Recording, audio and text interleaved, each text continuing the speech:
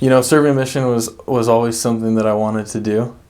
I grew up with a lot of uncles. My mom has 11 or 10 brothers and sisters. There's 11 in her family, and they all serve missions. Most of them are brothers that she has, and they just always would talk about basically the adventure that a mission was. I wish I could say that I wanted to go out and save souls, but I was really more excited about the adventure of a mission.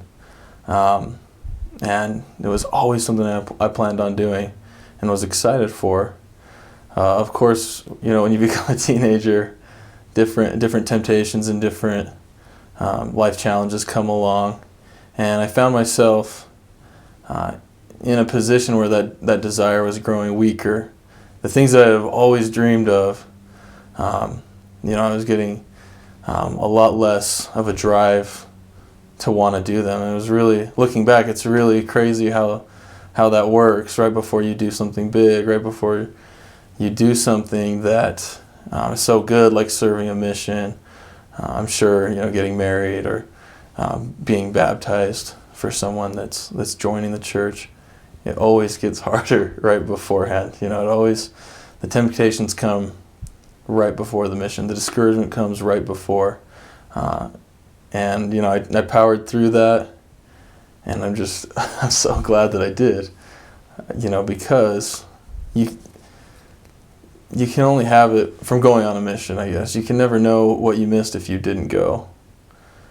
You can only know what you would have missed.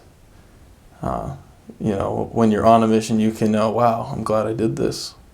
This is what I would have missed if I would have gave in and if I would have quit and not followed through on my desire to serve that I always had. I always had that desire.